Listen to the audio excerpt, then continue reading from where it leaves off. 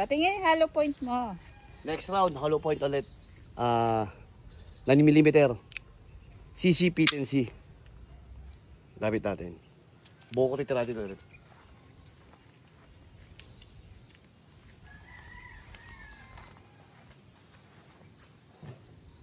Yan, ito malinis ha. Check mo malinis.